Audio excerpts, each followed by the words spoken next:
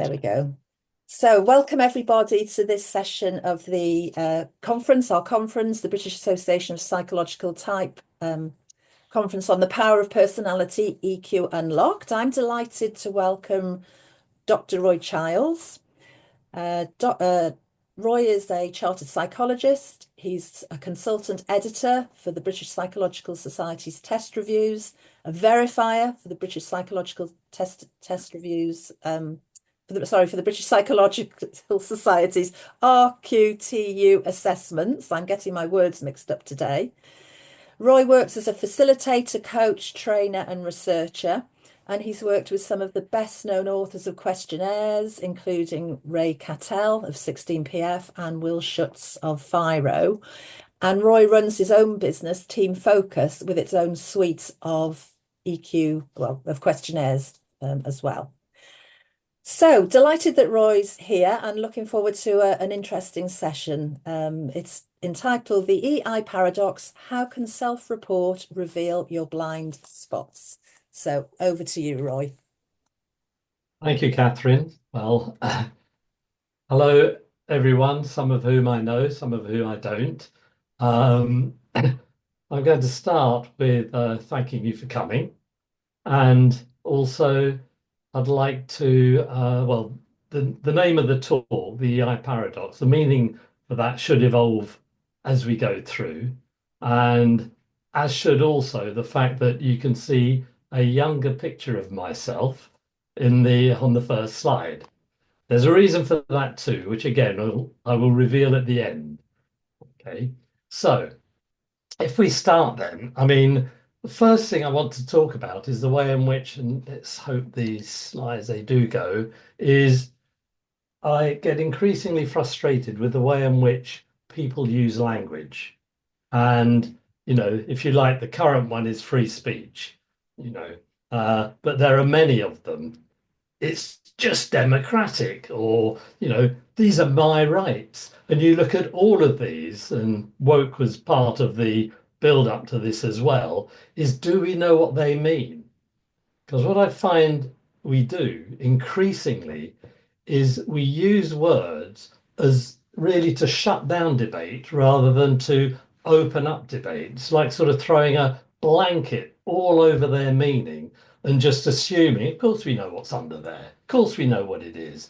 And we don't really do that. And my theme today is that emotional intelligence, there's an element of that going on there as well. Do we really know what it is? So some of my points may be a bit controversial. I would encourage you to make some notes and to push back on them at the end. Or if you put it in the chat, Catherine has promised to halt me in flow and to raise points as and when she thinks it's necessarily important. Okay, but what's coming up, what I'm going to cover is basically something about what we mean by emotional intelligence. Okay, and are we clear about what that is? And then why I've linked it to such a cultural flashpoint, wokeism. That is in itself quite controversial. I will also then do some work on how I intersect both type and emotional intelligence, which are related but different concepts. And I would like to end with suggesting ways of making our interventions more practical or to have more impact. So those are the sort of the four themes I hope to cover. And I'm going to start with the concept of emotional intelligence, because if we look at the word intelligence, it's thrown about, often reduced to a simple concept called IQ, but what's under the surface? And if we look at archetypal intelligence, we have the figure. This represents intelligence. But when we look at other people like Brunel, he was intelligent too, but actually quite different. And Marie Curie similarly. So where would we be without these different kinds of intelligence? And even Richard Branson, which is something which is interesting, certainly for us in the UK, because we know that Richard Branson really failed badly at school, fell out of school. He didn't do very well. And yet he's got something about his understanding of elements of the world which would also brand him as intelligent in some ways. And I've even put David Beckham there because his brain works differently, but in a way in which mine can't, and many of ours can't. So, what is it? What does this word intelligence really mean? And where does emotional intelligence come from? Why intelligence? Is it a useful term to attach to it? And so, really, I'm saying that there is something about the link because of the word intelligence between IQ and EQ, but we also need to understand the separation of those. So, what we've got here then, I mean, I spent a lot of my life and career in helping people to understand themselves, understanding each other. And some of that is captured in this book, which I co-authored called The Relational Lens, which I think is a fundamental element of what emotional intelligence leads us towards. And all of this is before Daniel Goleman popularized the term EQ, didn't invent it, but he popularized it. And I want to thank Daniel Goleman because he made the work that I was doing, which was much harder to sell, to convince people that it was important. And once this got into our vernacular, somehow people were coming to me and saying, do you do anything on emotional intelligence? And I wouldn't always say, but that's what we've been doing. They'd be saying, yes, of course we do. Okay. So, yes, thank you, Daniel Goleman. And why was he so successful at doing that? I believe that certainly part of the answer to that is that Daniel Goleman linked emotional intelligence to success. And success was the hook that brought a lot of people on board because they needed it. They wanted to know it. They wanted to understand it. But that leads us then into a question of what is success? Clearly IQ matters, but look at Isaac Newton, another intelligent person. I didn't know this till recently, but apparently he lost a fortune on very bad investments. And then we've got Thomas Edison, another brilliant mind, but he was sidelined because he was rigidly stuck to the idea of direct current, and alternating current was the answer. And so, a lot of his ideas were pushed to the side. And perhaps more controversial, we've got the brilliant brain called Elon Musk. And that really does illustrate part of what this is about, is that there's IQ, there's many different kinds of IQ, which has been oversimplified certainly in the psychometric world, way oversimplified. And then you've got what's missing, because I do believe Elon Musk is missing something. And so, in a way, something that's happened is that EQ has been invoked to fill the gap. Success is IQ. Yes, there's something missing. Let's call it EQ. So, the thing is with success is that in itself is hugely complicated. Look at the path. There's so many things that are involved in success. So the path to success has got many obstacles on the way. And if we look at this, there are unpredictabilities, there are messy bits, there are blind spots in all of this. So coming back to the road to success through EQ, EIEQ, we need to go back to asking ourselves, what is emotional intelligence? And there are numerous models with lots of attractive words. I mean, look at all of those. What does that define? Where are the boundaries of what we call EQ? And it's not the same as Robert Cooper's. There's overlap, but very different language. And if we look at what's in the EQ map, or we look at Baron, these are all known and respectable models that claim to measure EQ, and they're all different. So, we need to recognize that we have not yet got a really good, clear definition of what emotional intelligence is. And if we go back to Salovey and Mayer's definition, I would argue that what we've got here, the ability to monitor one's and others' feelings and emotions, etc., does that spin off to all those things that I was showing just now here? Seems to be, to me, that there is a lot of different stuff that is being chucked into the EQ pot. And I'm asking, do we have a clear rationale of what is and what is not part of this domain? So,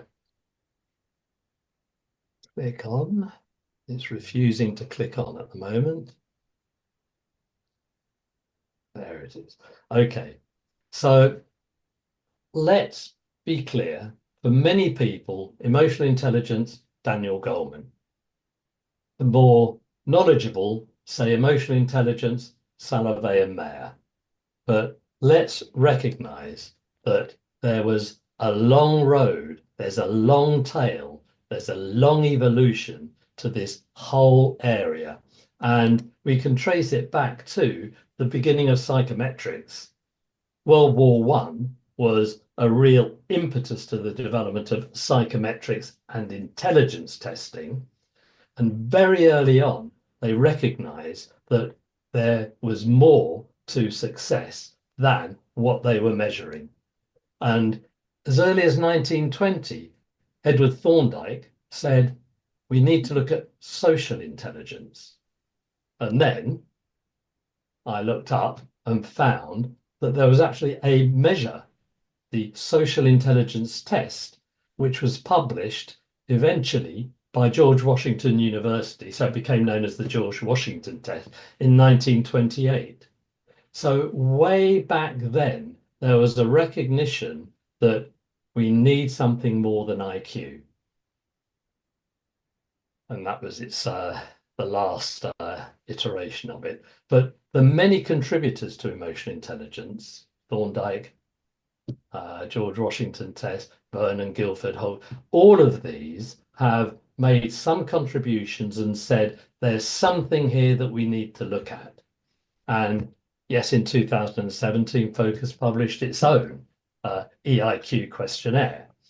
So more about that in a minute. But let me say that in terms around this evolution, there's been a proliferation, breeding like rabbits, I say, hence the picture, of questionnaires. And each one in me sort of brings out a sigh and says, there's another one. Oh, yeah, they've got a story. There's something a bit different. What is it? Is it significant, etc.? And so we now have a plethora of questionnaires, all measuring emotional intelligence, but measuring it differently. And I want to elaborate on why I introduced the idea of woke alongside EI, which for some it may be controversial, for some it might be a welcome relief. But basically, when we look at why is EIQ woke, it is not because it covers things like emotions, because it's about empathy, because it's about diversity, equity, and inclusion. That's not the reason I'm calling it woke, although this man might. He might well say, what on earth are you doing? Those things don't matter, etc. But if we look at some of the definitions, look at what all of them do. So these are various definitions at various times, and they all emphasize the word ability, capability, competence. Okay, so why is it that we should, look at that and ask ourselves, how do we actually measure abilities? Would you measure abilities by saying, have you got a good memory? I mean, I'd like you to do that. I'd like you to rate your memory on a scale of 1 to 10. You can age adjust it if you like, but what do you believe? Okay. Memory is something which is a capability. It is an ability of some kind, okay? But what about then if I say examine these objects?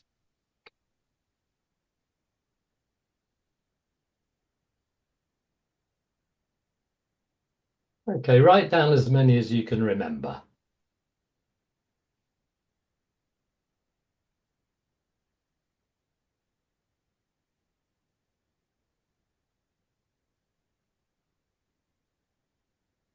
You should have a number for that as well.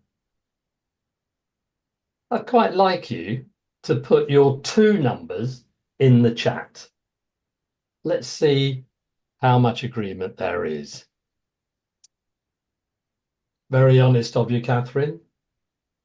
There isn't norm referencing for this because the timing is variable as to how long you have to do that.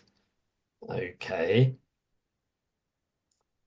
So look at those numbers. So the question, I mean, I've got to give you a little bit of feedback. That's what was there, so you can see what you didn't remember. Okay. But which of those two numbers is a better measure of your ability? Okay. Now, it is that separation between ability and self-report, which is so important, which is unfortunately often underestimated once you advocate or use the term psychometric, because suddenly we've got measurement and suddenly it becomes tangible. And so often, and we find that with all the self-report questionnaires, there's a great tendency to slip into assumptions of ability of some kind. Extrovert, good with people. I mean, some of the worst people with people are extroverts. Okay. But that idea of competence falls in. So if I'm saying rate yourself now on how self-aware you are, how much can we rate your rating? How much can we have confidence in your rating? Okay.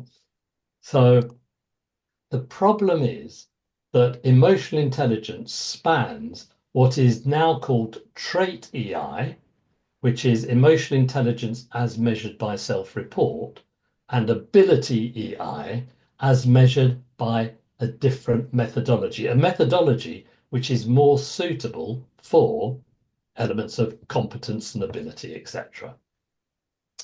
So now on to then why I said the EI paradox. Why a paradox? And the reason is that self-report is flawed. It's actually really useful to know that this pussycat thinks it's a lion. Okay. Very useful to know that, but it doesn't make it true. It is not a lion. And all of us have ideas, beliefs that involve blind spots. We all have blind spots. And the reason that the EI is a greater paradox than all of the personality questionnaires, which also fall into this trap, by the way, but one of them is that basically you are saying, well, okay, how self-aware are you? Now think about that. What are you aware of? You're only aware of what you're aware of. You're not aware of what you're not aware of. Okay. And in fact, the greatest thing about self-awareness is we cannot report on it because we're not aware of what we're not aware of. Because we might be aware of a lot, the biggest thing about self-awareness is what we're not aware of. And that pot might be a very large one indeed. So self-awareness is not what we are not aware of. It is what we are not aware of. So let me go on. Why I called it woke is because basically where wokeism or the debate around wokeism is the balance between the objective and the subjective. And there have been times in history, and there are certainly people who believe that there is an objective reality, and that's how we need to evaluate, measure, etc. And others who say perception is reality. Okay, and they emphasize the subjective. And certainly in the counseling and therapy community, there is probably a much greater understanding of the importance of the subjective, okay, and subjective reality. And that's what we work with when we work with people. What do you see? What do you believe? So this is actually saying that I actually think that self-report is an extremely useful thing to explore. What do you think? What's your subjective reality? But if we forget the cat who thinks they're a lion, we are missing something fundamental. So we need to learn to balance these two realities. So now, I'm sure I know some of you are very aware that there are attempts to measure ability EI rather than trait EI because of the awareness of the limitations of self-report. And the best known is probably the mesquite. Okay. I mean, some of you may have even seen this before, but can you name those emotions? Have a go. 6 emotions.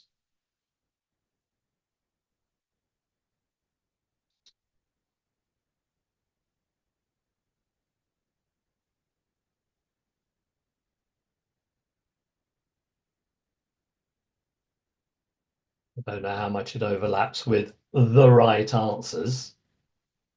What is interesting, I find, is when people come up with something different, but actually they have a point. And the problem we have in this area is actually being clear that we can differentiate accurately and that, are there cultural differences? Are there individual differences? Are emotions expressed differently in my family to your family? And therefore I have learned and I read and I interpret in certain ways. And this is at a very simple level. I mean, my favorite model of emotions is the mad, bad, glad, and sad. So we've already gone into 6 here, but look, here we've got 32 different emotions. I wonder how many of us could actually name 32 emotions. Okay, so if we are going to measure, and I am clearly here saying the mesquite using recognition of emotions as a measure of emotional intelligence, we need to recognize it is an indicator of what may potentially lead to emotional intelligence. It's not the whole of it, but it is a hugely complicated thing to do with many variables. And then if I introduce you to the feelings wheel, there's over 100 emotions. I used to ask people to write down as many emotions as they could. Few people got stuck at around, once they got into double figures, it was getting a bit too much. So what do we? Right. Sorry to interrupt. Could you just say what the mesquite is? It's the MSCEIT, isn't it? But could you say what it is, please? Yes. Okay. Oh God, I've forgotten what it is. Who will know that here? I'm sure someone knows that. Okay, Mayor Uh, Saturday Caruso emotional that's right. intelligence test. that's right. Yeah. Thank you. Thanks. Yeah. So as I say, people have tried and recognized the limitation of self-report, trying to do it in this way. And here I'm highlighting that there's great difficulties in doing this and doing this in an acceptable way and getting some agreement of it. Okay. And what level of granularity do we want in this? And then there are other attempts. And I was quite interested initially in the measurement of EI using SJTs. Now, I think this has got some legs in it, but what I found with SJTs is that basically I find it far more interesting to develop a scenario to then look at some options. And instead of having a right answer, is inviting people to justify the answer that they've given. And that is far more informative, because I find that, the right answer can be right from one perspective or for different reasons, etc. And so I'm not yet convinced that SJTs are the way to go. Okay. So coming back to then, because I will say I do use self-report questionnaires, but we need to use them for what they are good at and recognize the limitations of them. And one thing I say about using all questionnaires is that they should be used when we have a question. You don't just give a questionnaire and see what it throws up. What questions are you trying to answer? And when we think about emotional intelligence, well, I would say that there are certain questions that I would like answered. How well do you understand and value myself, yourself? And how do I manage that? I mean, this fits well into the emotional intelligence models, etc. Okay, self-awareness, self-management, and then energy and motivation. But I like to break this or give this a name, because I think that we need to have hierarchical models so that we can unpack them. So I call this the personal intelligence part of emotional intelligence. And then the other questions are the mirror image. How well do I understand and value others? How well do I manage others and their difficulties? How well do I inspire others? And you can see when you start asking those questions how you leap into some of Goleman's labels like leadership and what have you, which are very simple labels for hugely complex things. But I call these the relational intelligence part of emotional intelligence. But because we are linking it to success, there is a critical factor, element, domain that is neglected, hugely neglected, or where it's not neglected, it's hidden. And that is, how well do I understand and value different groups, different people, different cultures? How well do I manage diverse and changing circumstances? How well do I create a sustainable change climate, which we call situational intelligence? Now, you won't find situational intelligence in any of the other models. I do accept that when Goleman bunged in political awareness under his empathy bit, I thought, is that really empathy? I think that we need greater clarity, better definition, a better structuring of the domain that we're trying to assess. And I find this a particularly useful way of conceiving of emotional intelligence, because I can then present it as a 9-box model in this way. And we could have some fun, maybe, saying from just these 9 questions, do all those other models spring off it? Because if I take a lot of those wonderful words that come out of emotional intelligence, I think we could argue that nearly all of those are elements of the 9 underlying areas. Okay, flexibility. Well, you need to be self-aware and manage yourself, because if you are defensive, you will not be very flexible when it comes to the crunch, etc., etc. So there's a story for all what I call the wish list of emotional intelligence, being at a more fundamental level these 3 areas: personal, relational, and situational intelligence. And our EIQ then gives you greater magnification, and you don't need to absorb this. I'm just saying that 9 areas with 18 competencies or 36, you can go at whichever level of magnification is most useful or appropriate. So self-awareness is made up of self-understanding and self-value, okay, which has got self-assessment, self-literacy, etc., etc.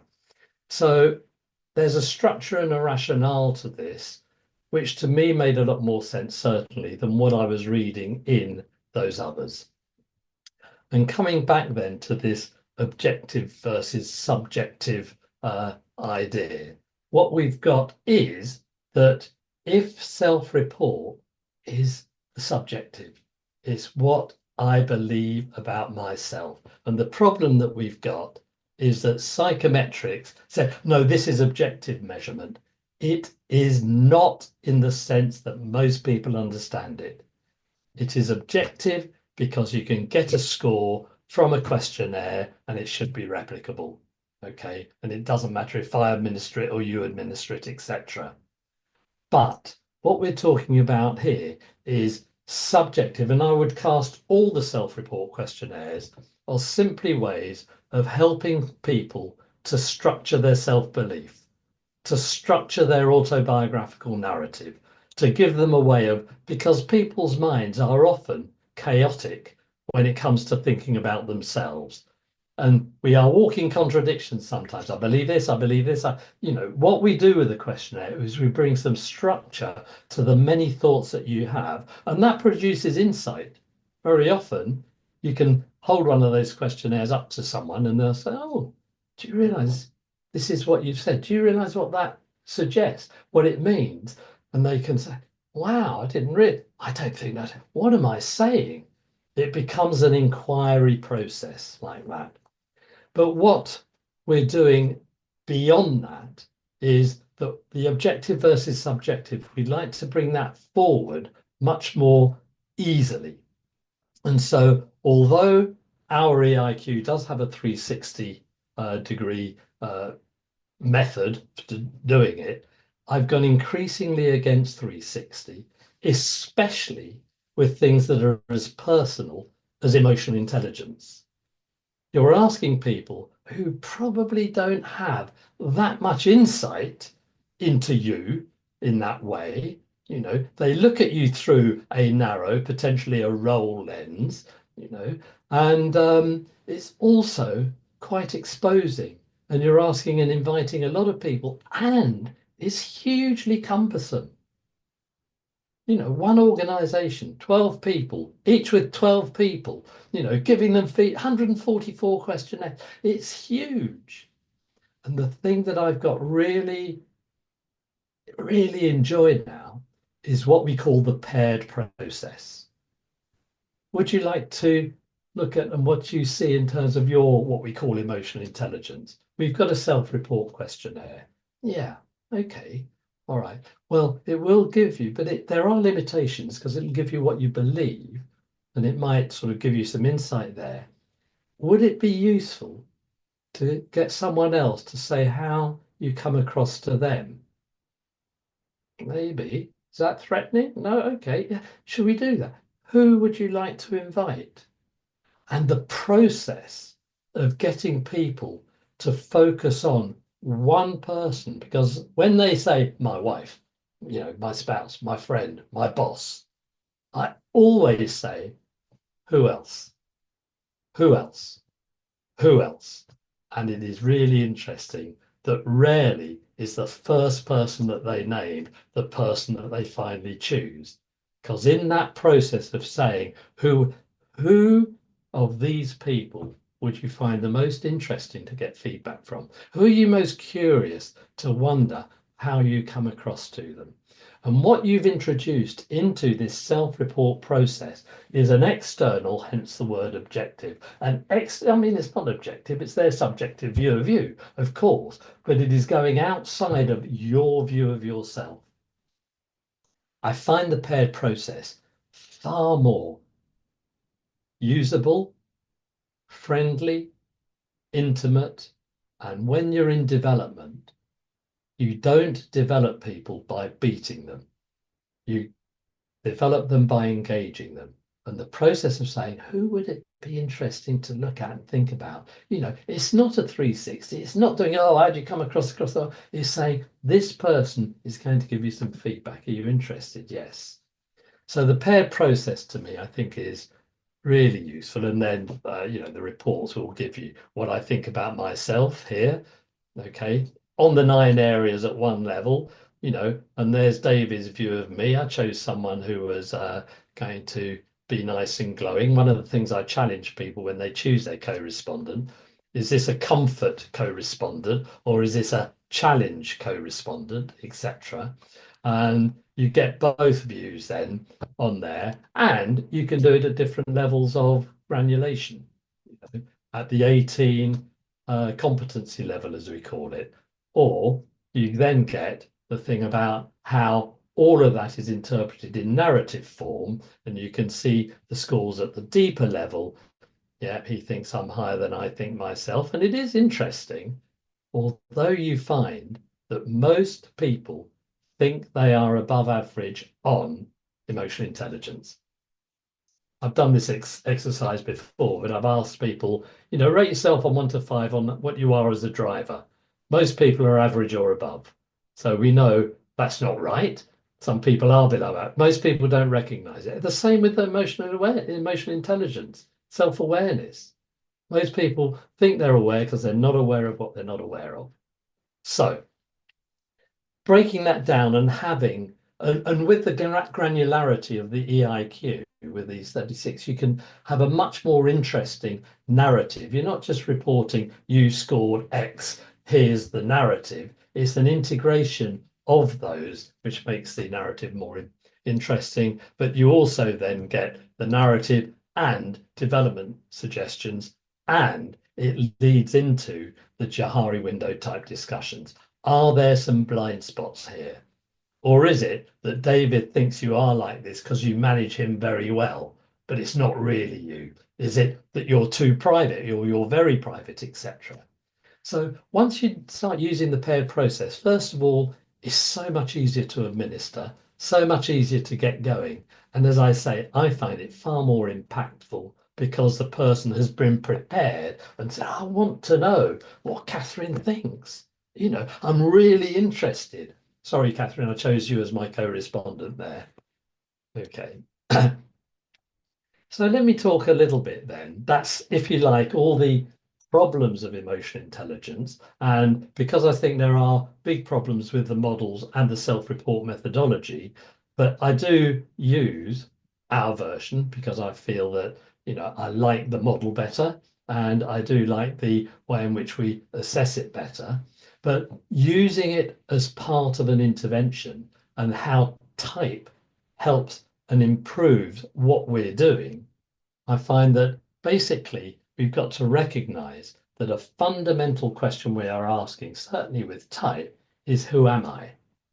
Okay, we are actually getting at people and their sense of their own identity. And where do you get your identity from?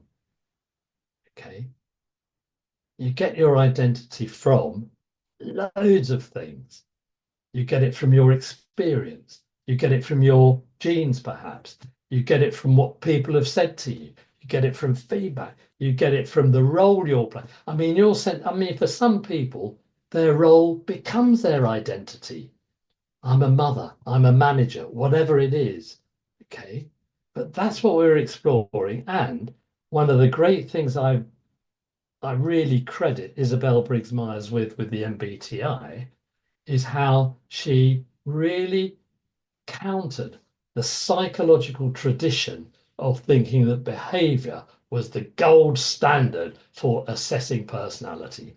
Because basically, when we look at this tug of war illustrates the fact that this end could represent what is required, the context in which we operate. And when I stop at a red light, basically it's the context that determines my behavior.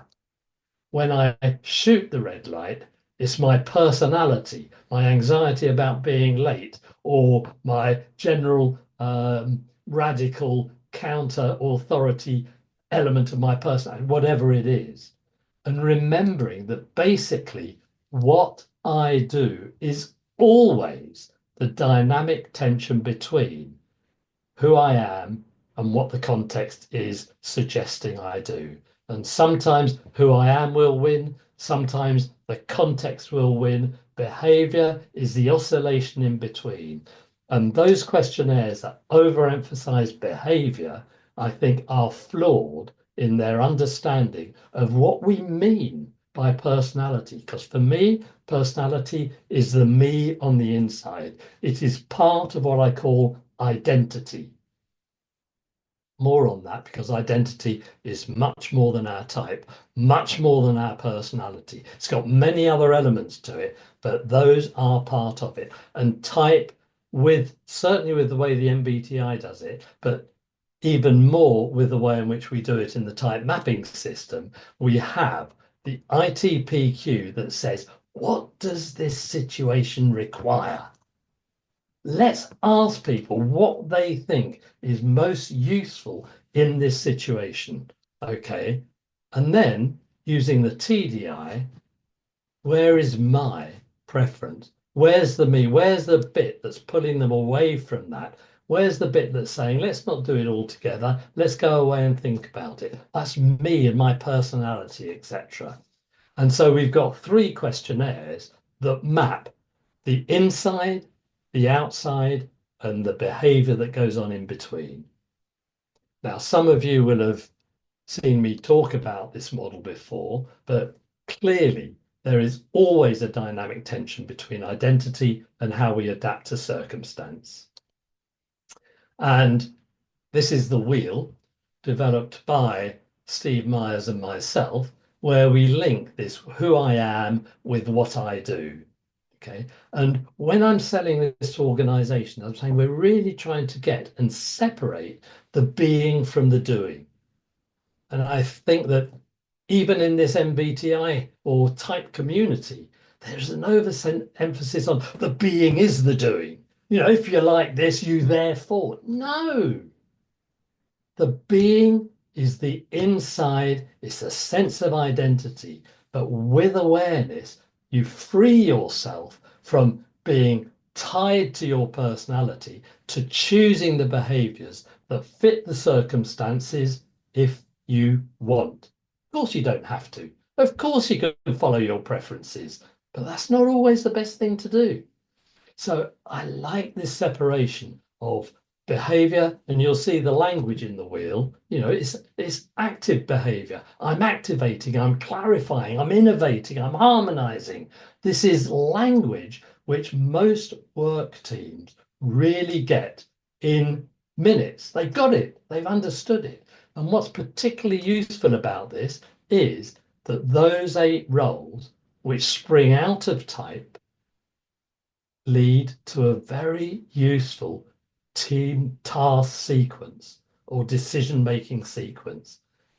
Should you make any decision or do any activity without clarifying first what it is, what the parameters are? And then usually people skip over the next bit because, oh, I understand. They don't. You need to analyze it and understand it more deeply. And then they jump into, oh, got it, let's go and. No, is there a different way of doing it? Could we approach this differently? You know, and then the campaigning role, the values role, and you will see here TF and SNN, etc., clearly under here. Campaigning is, what's the value of this? Is it worth it? If we do this, you know, what do we achieve, etc., etc. And then you go into the more extroverted roles. Well, if we are on board, we understand and we've got the right ideas and it's worth doing, who's going to do it? Who's involved? And I can see that, you know, Roger isn't that engaged in it. We need to work on that because we really need his expertise, etc., etc. So the harmonizing role, you know, in the old team role models, team builder, perhaps, leading to exploring resource investigator, perhaps. There's a lot of overlap with the old Belbin, but there is a lot greater coherence and it's much more theoretically grounded, etc. And that's where we go when we talk about interventions with type or with emotional intelligence. We link them. And let me show you how we do that, because using this, not only can we, with the questionnaire, say, what do you bring to this team, Catherine? What do you bring, etc. And what do you think the team needs? And is it the same thing? And if it's not, why aren't you doing it? Well, it doesn't have to be you that does it, but why aren't you helping others to do it, etc. So this provides a language which is very useful and very practical. Now, I talk about the intervention that we do. Fundamentally, are developing stronger, authentic relationships. Okay, but we start with, and the three strands or the three ways of doing this, I start with the thing that most people in this community are very bad at, which is benchmarking. Where are we now?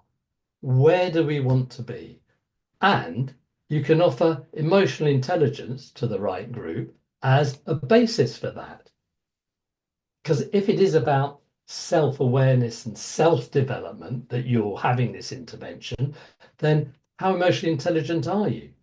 And at the end of whatever the intervention is, you can measure how it's changed. But what is particularly powerful about this is the paired version.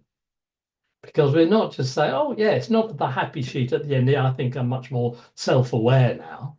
It is that I started thinking I was at this level on those 9 dimensions or whatever, but I've also got my co-respondent saying, this is how I see you. And when this is done well, that person becomes your eyes and ears for your development over the next period. They watch you, they help you, they communicate with you. You've invited them into your development path, and you're saying, let's see if you can see any difference between now and when I've been through all this. And so your co-respondent gives you feedback at the end of the process in terms of what they've seen change. Now, that is much better than just what you believe has changed, because when I used EQI a few years ago, the person who was the highest scorer in the group was far and away the least self-aware in the whole group. EQI gives you an overall score, which I'm not very keen on anyway. But I say that not because I didn't get on with her, because I had one-to-ones with all of the ones in the team, and they all raised their eyebrows at how she really believed. Her narrative was, I'm self-aware. That's what came through in the questionnaire. To have the paired version would have been so much more useful.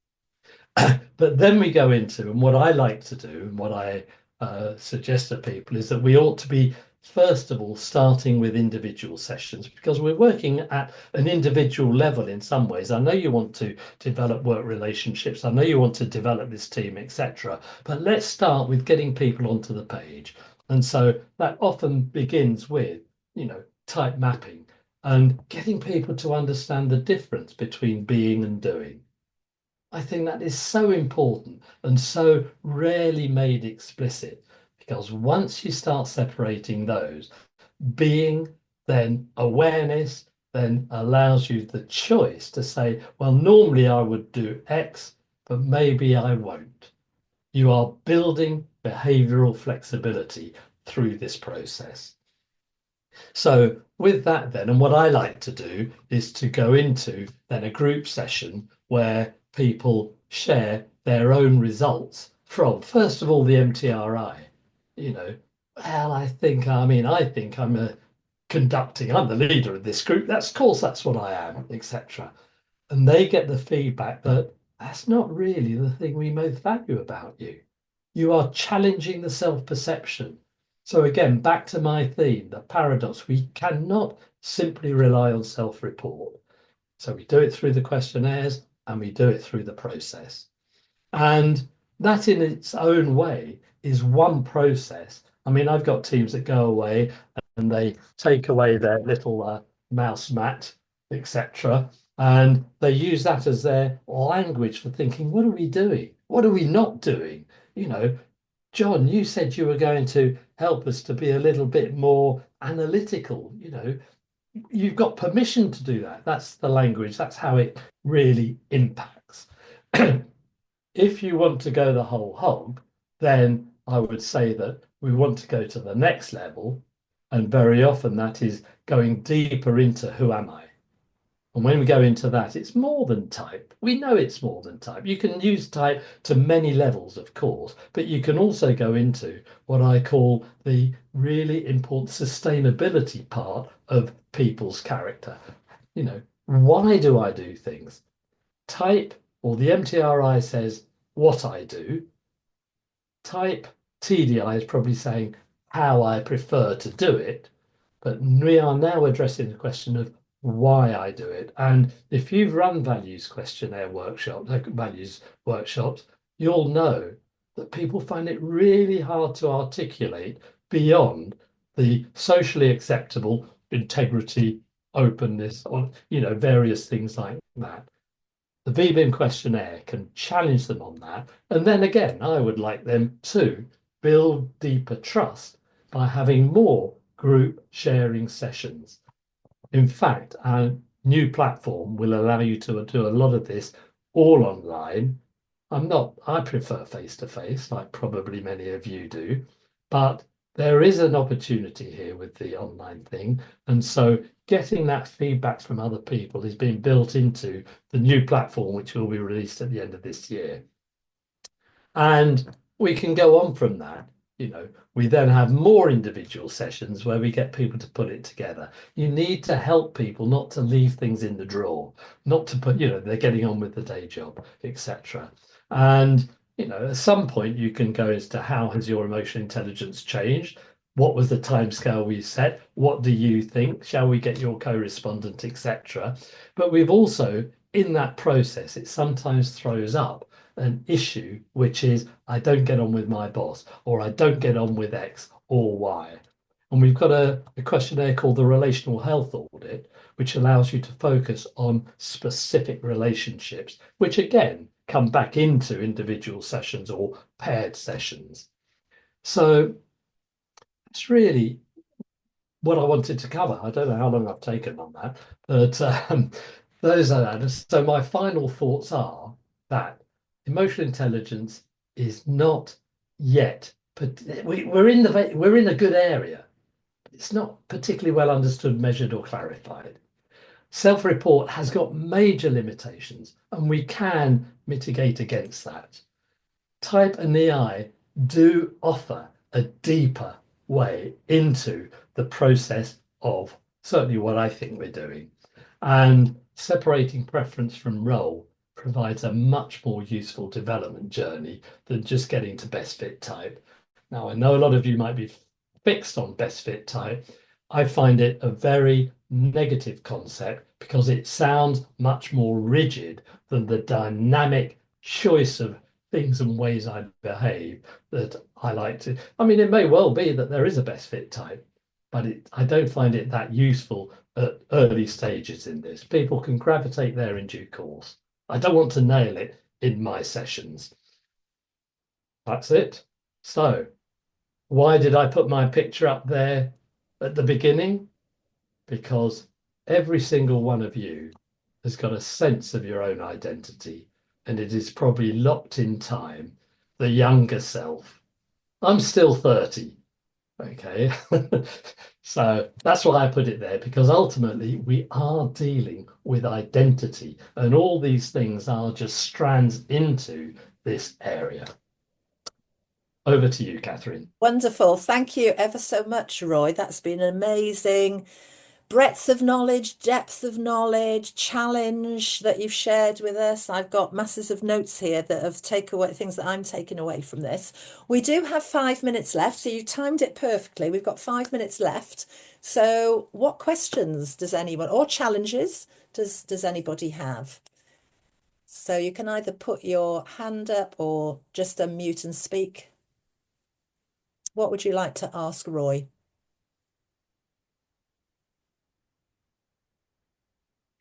While people are thinking about that, I'll just make one quick comment. You mentioned the EQI.